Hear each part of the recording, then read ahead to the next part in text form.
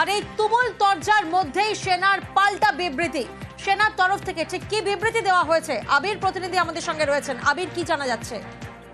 দেখো, অভিযোগ অস্বীকার করা হচ্ছে সেনার তরফ থেকে এবং সেখানে তারা বলছেন যে ডিফেন্স মিনিস্ট্রি থেকে অনুমতি নিতে হয় এবং 3 দিনের জন্য বেশি অনুষ্ঠান করার জন্য ভারত সরকারের ডিফেন্স মিনিস্ট্রি থেকে অনুমতির প্রয়োজন।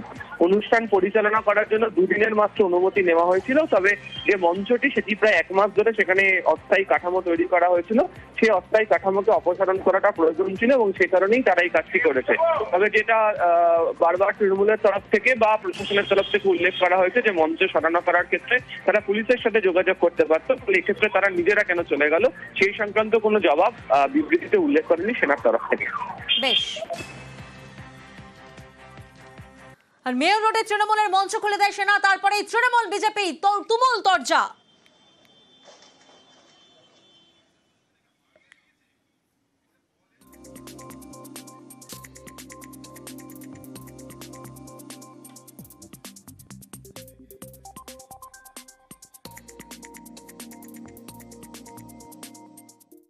যদি সেনার কোনো বক্তব্য থাকে তারা কমিউনিকেট করবে, একটা প্রসেস থাকবে। ডেকোরেটর বেঁধেছে, ডেকোরেটর খুলবে। এ তো সেনা নামিয়ে তৃণমূলের আন্দোলন ভাঙার চেষ্টা হচ্ছে। কেন্দ্রীয় সরকার আর্থিক বঞ্চনা দিয়ে পারেনি, কেন্দ্রের হাতে থাকা বিভিন্ন কমিশনের বেশ কিছু প্রতিনিধি দল পাঠিয়ে, কমিটি পাঠিয়ে পারেনি, আর এক শাখা সংগঠন কেন্দ্রীয় এজেন্সিগুলি দিয়ে পারেনি, সর্বশেষ সেনা নামিয়েছে। সেনা তৃণমূলকে ঠেকাতে সিবিআই ইডির পর এবার সেনা।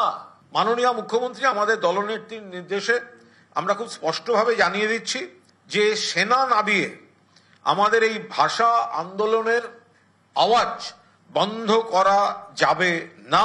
ওরা যদি ওখানে অকারণ সংঘাত তৈরি করতে চায়, আমরা কোনো প্ররোচনায় পা দেব না। আমাদের প্রত্যেকটি কর্মসূচি আমরা রানী রাসমণি রোডে, যেটা কলকাতা পুলিশের অধীনে, আমরা রানী রাসমণি রোডে আমাদের কর্মসূচিগুলি কন্টিনিউ করব। সে মুখ্যমন্ত্রী সেনাবাহিনীর সঙ্গে কি যুদ্ধ করবেন আমার জানা নেই। সে তো ভারতবর্ষের মানুষ দেখবে, ভারতের সংবিধান দেখবে, ভারতের সেনারা দেখবে। এবার সেনার বিরুদ্ধে যুদ্ধ ঘোষণা করেছে। আমরা তো খালি বাংলা তো জানি না, আমরা তো বারবার বলছি আমাদের বাংলা নিয়ে সমস্যা আছে, আমাদের নেতাদের সমস্যা আছে। আমরা তো অধীর আগ্রহ অপেক্ষা করে আছি যে 2500 বছরের পুরনো বাংলা ভাষার যে ইতিহাস মোটা মোটা 4টে খণ্ডে বেরিয়েছে বা বেরোনোর কথা হচ্ছিল, মুখ্যমন্ত্রী সাংবাদিক সম্মেলন করে বললেন, যার মুখবন্ধ লেখার কাজটা হয়তো আলাপন বন্দ্যোপাধ্যায় করছিলেন, ওই বইটা আসবার পরেই আমরা এই নিয়ে কোনো মন্তব্য